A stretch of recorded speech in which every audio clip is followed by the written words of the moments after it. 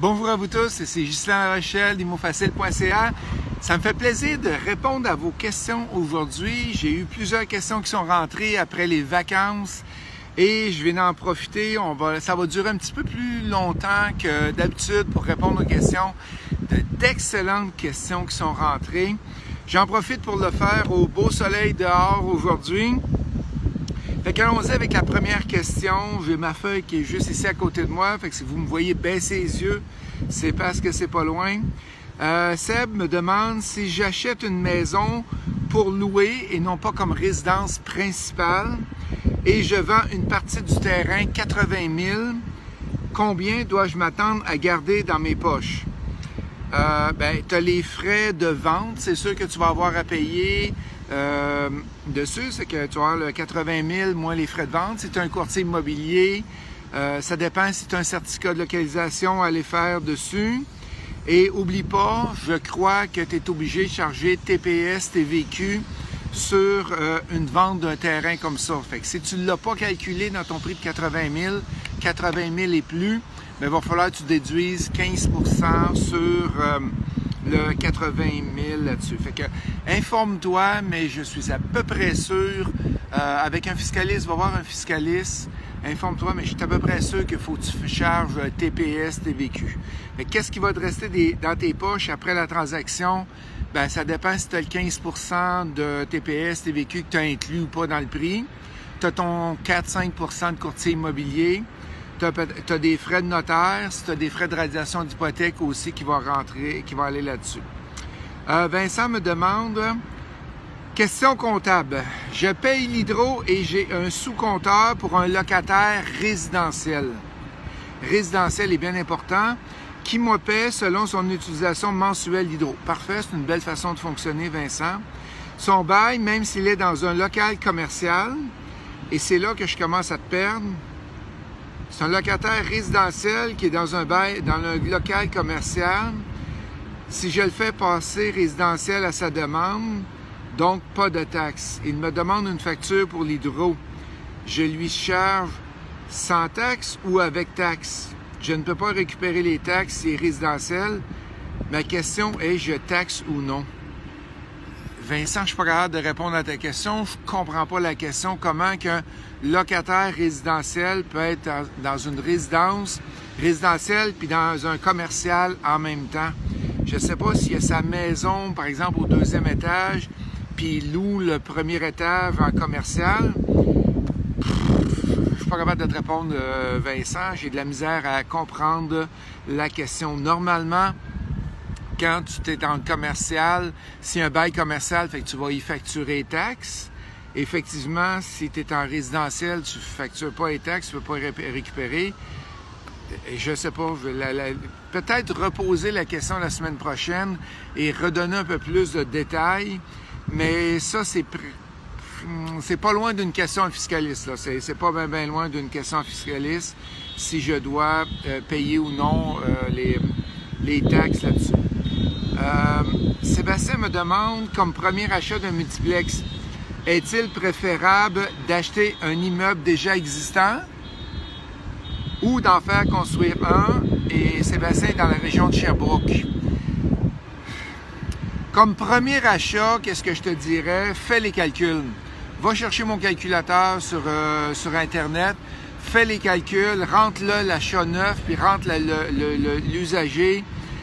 Je te dirais que 95 % du temps, tu es mieux d'acheter de l'usager parce que tu vas le payer moins cher que le neuf, puis tu as un potentiel d'augmenter les revenus, tu as un potentiel de faire des rénovations, de le payer en bas de la valeur marchande. C'est que, en tout cas, à date, là, c'est pas mal l'usager qui est le plus payant là-dedans. Gilles me demande si je refinance mes plex pour avoir un meilleur taux d'intérêt. Est-ce que la pénalité est déductible d'impôt? La réponse est oui, Gilles, c'est déductible d'impôt. Vincent me demande, prenons un 5plex. S'il y a un local commercial dedans, est-ce qu'il est possible, dans une banque ou une caisse, de le passer en résidentiel? Et la réponse est oui, c'est possible de le passer en résidentiel.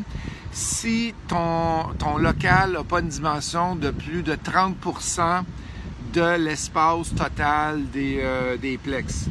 Fait qu'il y a des banques qui vont calculer 30% de revenus, mais la plupart des banques, c'est 30% du pied carré qu'il y a là-dessus. Fait que si c'est en bas de 30%, tu devrais être capable de le passer dans le résidentiel. Nicolas demande « Bonjour Ghislain, je suis immigré au Québec depuis 1 an avec un visa temporaire pour le moment, mais avec la volonté de passer résident permanent d'ici 1 an. Est-il envisageable de me lancer dans l'investissement immobilier maintenant ou bien d'attendre que mon statut soit réglé? Merci pour vos conseils. » Nicolas, c'est faisable. Le seul défi que tu vas avoir, c'est la mise de fonds. La mise de fonds va être plus élevée si tu es un résident, si tu n'es pas ta résidence permanente. Fait qu'au lieu de mettre 20 ou 25% par exemple dans l'immeuble, tu vas dans l'immeuble, dans l'immeuble, comme mise de fonds, tu vas peut-être avoir à mettre du 30, 40 et même 50% de mise de fonds. Fait que ça dépend des banques que tu vas aller travailler avec. Daniel me demande « Allô, j'ai déjà 2 portes et je veux acheter 3 de plus. Je veux éventuellement monter mon parc à 75. » Premier conseil que je te donnerais, Daniel, arrête de jouer dans le 2 puis dans le 3. Pense-y. 75 portes divisées par 2, ça va te prendre tout près de 38 immeubles à peu près pour être capable de le faire. Ça n'a aucun bon sens. Saute de 2 puis va-t'en du 6, du 8, du 10. C'est ben trop long pour être capable d'investir. Et là, la question est, devrais-je m'incorporer tout de suite ou attendre encore un peu? Et si je m'incorpore, y a-t-il une façon particulière de le faire? Tu as 2 façons de le regarder. Soit tu vas faire une consultation avec un avocat à 300-400 pièces de l'heure et là, il va tout regarder ta situation parce que c'est difficile de répondre selon... je connais pas ta situation, Daniel. Ou qu'est-ce que tu fais? Tu viens suivre le cours d'incorporation, je crois qu'il est 200 quelques pièces, le 6 septembre à Longueuil, et là, on va tout passer à travers. Pendant 3 heures, tu vas avoir un avocat qui va être en face de toi et tu vas pouvoir tout y poser les questions que tu veux pour apprendre et le savoir. On en a parlé, les amis, souvent d'incorporation. Toutes les 2-3 semaines, j'ai des questions là-dessus et ça revient tout le temps à la même question. Est-ce que je devrais m'incorporer? On offre le cours, retournez en arrière, voir les vidéos sur l'incorporation. Vous allez, les vidéos de réponse aux questions, vous allez être capable d'en apprendre un peu plus. Mais c'est très spécifique au type d'investissement que vous faites. Et j'ai une autre question qui s'en vient. Et là, vous allez voir que dans ce cas-là, on ne devrait pas s'incorporer là-dessus parce que la personne m'a donné quand même pas mal de détails et j'étais capable de répondre mieux dessus. Marilyn me demande, j'ai lu plein de livres sur l'immobilier. J'espère que tu as lu mes 6 livres que j'ai écrits, Marilyn, et je suis prête à faire le saut. Cool, c'est bon ça. Je cherche des partenaires qui ont de l'argent. Moi, j'ai du temps et je suis bonne en décoration. Pouvez-vous me mettre sur une piste? J'ai besoin de contacts. Fait qu'il y a plusieurs façons de trouver des partenaires. Le premier, c'est le réseautage. Fait que c'est d'aller voir à quel endroit que tu peux aller réseauter et connecter avec les gens. Et comme tu sais, à Montréal, je ne sais pas de quelle région que tu es, Marilyn, à Montréal, à tous les 3e mardis du mois, ça arrive le 21 août. Présentement, on a une soirée mensuelle et je te conseille d'arriver 1 heure à l'avance. De 7h à 10h, on a plein de conférences et avant 7h, de 6h à 7h, c'est du réseautage. Et c'est là que tu trouves des deals dans les pauses ou après les rencontres que tu vas pouvoir le faire. Et j'ai une étudiante qui me disait, Ghislain, j'ai été au réseautage, j'ai trouvé 5 personnes intéressées à mon projet et ça a très bien fonctionné. Puis elle a connecté avec une de ces personnes-là que je connaissais aussi dessus. Fait que les réseautages, après ça, c'est d'aller suivre des formations, aller voir des cours, être capable de connecter avec ces gens-là. Tu n'as pas le choix. Si tu n'as pas dans ton entourage, il faut t'aller en dehors dans ton entourage. Si tu restes, excuse-moi si je te brasse un peu, Marilyn, parce que je te connais pas, mais si tu restes sur ton divan et que tu écoutes la TV, tu ne trouveras pas de deal. Tu ne trouveras pas de partenaire. Faut que tu sortes. Tu n'as pas le choix, il faut que tu sortes. Fait que soit tu sors sur Internet, Facebook, LinkedIn et tu mets des discussions comme tu fais aujourd'hui, ou tu t'en vas dans des réseautages. C'est la façon de faire, c'est la façon que je les trouve. Mes étudiants au coaching, c'est comme ça qu'ils trouvent des partenaires. C'est sûr qu'eux autres, il y a un avantage parce qu'on Ils sont 24 dans la classe. Il y a souvent des matchs qui se font entre les deux parce qu'il y a des gens qui suivent le coaching, ils n'ont pas de scène. Puis il y a d'autres gens qui suivent le coaching, ils ont plein de cash, mais ils n'ont pas de temps. Ils viennent apprendre comment faire les calculs et comment ça marche. Je me rappelle d'un médecin, je dirais pas la ville, là, mais il gagnait plusieurs centaines de mille par année.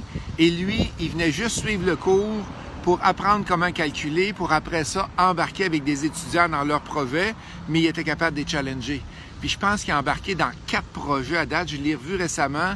Il y avait 4 projets qu'il avait fait avec des étudiants. Lui, il fournit le cash, mais il calcule aussi bien que toi, par exemple. OK? Fait qu'il est capable de le faire. Fait que lui, c'est ça qu'il a fait. Fait qu'il y en a, Marilyn, d'informations qui sont pas là pour être des investisseurs actifs, sont là pour être des investisseurs passifs. On a une question de Vincent. Pour une incorporation, est-ce avantageux de mettre ma résidence principale au nom de la compagnie? Exemple, si ma résidence principale est un triplex dont j'occupe un des logements, ou est-ce mieux de faire l'achat à mon nom personnel? Dans ce cas-ci, Vincent, on est mieux de le faire à son nom personnel. Pourquoi? Parce que du côté monétaire, je te parle pas de protection, parce que si tu vas avoir l'exemption de gain en capital quand tu vas revendre, il faut que ce soit à ton nom personnel. Si c'est au nom d'une incorporation, tu n'auras pas le gain. C'est sûr, tu as un petit risque, il arrive de quoi, des vices cachés ou quelque chose, mais au moins tu profites de l'argent que tu vas accumuler dans ton immeuble au cours des années. Tu n'auras pas d'impôt à payer dessus à la fin quand tu vas revendre. Léonie me demande, bonjour, je souhaite acheter un plex et être propriétaire occupant. Bonne nouvelle, Léonie. J'ai lu ceci dans un article de la presse qui parlait des investissements en immobilier. Écoutez bien ça. La portion de remboursement en capital incluse en chaque versement hypothécaire n'est pas une dépense admissible. Effectivement, si tu te rembourses de l'argent ou tu rembourses du capital, c'est pas une dépense aux yeux de l'impôt. L'intérêt va être une dépense, mais le capital n'est pas. En fait, le fisc le considère comme un revenu imposable, même si sous cet argent se retrouve dans les coffres du prêteur. Est-ce valide pour les propriétaires occupants? Bien, les propriétaires occupants, c'est pas une dépense de l'intérêt pour des propriétaires occupants. Fait que non. Mettons que tu as c'est quoi tu as dit que tu voulais acheter? Tu as dit un plex. Mettons que tu veux acheter un triplex, puis je sais pas moi, il y a 30 000 d'intérêts, je dis n'importe quoi, il y a 30 000 d'intérêts à payer chaque année en intérêt. Bien, qu'est-ce qui va être déductible? Ça va être 20 000 parce que tu as un triplex. Qu'est-ce qui est propriétaire occupant? C'est pas déductible. Et le capital ne l'est pas, mais les intérêts sont déductibles. Anthony me demande, bonjour, je suis en train de faire finaliser mes plans afin d'acquérir un 24 portes. Je sais pas si c'est des dessins sur les plans. Les plans afin d'acquérir un 24 portes avec une balance de vente, de prix de vente. Ça, c'est le vendeur qui fournit l'argent. C'est ça, une balance de prix de vente. Et j'aimerais savoir si les paiements versés à la CHL, ainsi que ceux reliés à une balance de prix de vente, hypothèque en deuxième rang, sont considérés comme des dépenses admissibles pour les impôts. La réponse est oui, Anthony. Balance de prix de vente, les intérêts payés et pas le capital. Ici, on revient encore. Et les pénalités de la SCHL, les intérêts de la CHL, oui, c'est déductible d'impôt. Jérôme me demande, bonjour Justin, j'aurais peut-être besoin de conseils et ou contact de financement. Je suis un jeune entrepreneur en construction. Je bâtis en ce moment des maisons de ville dont je veux louer. Mon comptable fiscaliste me suggère de les mettre au nom de ma compagnie de gestion qui est déjà créée. Cependant, ça ne semble pas être évident à financer. Pourtant, j'y mets 20 % de mise de fonds. Peux-tu m'aider? La façon de faire, c'est d'aller garantir les immeubles personnellement, même si c'est au ton nom de la compagnie. Fait que si tu veux complètement te détacher de l'immeuble, ça va être très dur à financer. Mais si tu mets au nom de la compagnie et que tu mets ta mise de fonds personnelle dedans et que tu garantis personnellement, ça devrait passer plus facilement. 13. Frédéric, je viens de tomber sur quelqu'un qui vend 3 multiplex en même temps. Auriez-vous des conseils pour négocier une balance de prix de vente ou tout autre conseil qui pourrait m'aider? Il n'y a pas beaucoup de détails dans la question. Et boy! Première chose, balance de prix de vente, il faut le demander. Si tu ne le demandes pas dans l'offre d'achat, ben c'est sûr que tu n'as pas de chance de l'avoir. Et tout autre conseil qui pourrait m'aider. Je ne sais pas c'est quelle grosseur d'immeuble. Si on parle-t-il de 8 logements, on parle-t-il de 2 logements. C'est d'aller essayer d'avoir un rabais parce que tu achètes 3 immeubles en même temps. il manque trop de détails, j'ai de la misère à répondre à la question. Fait que, s'il y en a qui ont des conseils que vous pouvez donner à Frédéric, allez-y. Allez-y. Fait que moi, un conseil que je dis, c'est d'aller le mettre, la balance de vente dedans. Essayez de mettre le moins d'intérêt possible, sa balance de vente, et d'essayer d'avoir un rabais parce que tu achètes ces 3 immeubles en même temps. Fait que s'il y en a, sous la vidéo, allez inscrire si vous avez d'autres conseils pour Frédéric. On a Mike qui me demande quelle méthode simple de calcul je peux utiliser afin de savoir si l'immeuble à revenu que je veux acheter est un bon deal. La méthode super simple, c'est de rentrer ça dans un calculateur, Mike. Ça se fait plus de dire « Ah, si tu achètes je me rappelle quand j'ai commencé il y a 22 ans en immobilier, on disait si tu achetais avec un MRB de 7, c'était un super deal. Mais maintenant, il y a les dépenses, il y a les taux d'intérêt, la façon que tu le finances. Tu peux plus aller utiliser cette méthode-là. De toute façon, c'est révolu. Je te dirais, va acheter mon calculateur. Va sur le site internet Immo Facile, va acheter le calculateur. Ça va te coûter, je ne sais pas quel prix qui est, là, 37 ou 47 $. J'ai mis plusieurs dizaines, sinon centaines d'heures dans le calculateur. Tu as plusieurs versions que tu peux faire. Fait que pour 47 $, tu vas savoir tout de suite si ton immeuble est rentable ou pas. Je pense que ça vaut la peine de le faire. Ou qu'est-ce que tu fais? Tu amènes un immeuble, tu nous l'amènes, nous autres, on va faire une consultation, on va te l'analyser pour toi. Puis qu'est-ce qu'on fait? On prend le même calculateur. Fait que soit tu le rentres toi-même, ou tu viens au bureau, on fait une consultation, puis c'est sûr qu'au bureau, on va faire la consultation, puis on va être capable de t'aider, comment le négocier, comment être capable d'aller plus loin. Mais si tu es bon en Excel un peu, tu vas être capable de le faire, Mike. Fait que ça complète les questions de la semaine. Merci à tous avec les bonnes questions que vous avez posées cette semaine. J'aimerais ça, j'ai une demande à vous faire. Si vous êtes capable d'aller cliquer sur « J'aime » dans le vidéo pour que ce vidéo-là se retrouve encore sur vos pages d'actualité pour qu'il y ait plus de gens qui peuvent profiter encore d'immobilier. Passez une bonne été. J'espère que vous aimez quand je vous réponds à vos questions. Lâchez pas. Merci beaucoup. Et n'oubliez pas, la semaine prochaine, on redébute les soirées mensuelles à Montréal. Le 21 août, on débute. Et c'est tout le temps les 3e mardis du mois. À Québec, on est les 2e mardis du mois. On va débuter au mois de septembre. C'est des bonnes conférences que vous allez avoir avec nous. Et pour très, très peu cher. Allez-y. Merci. À la prochaine.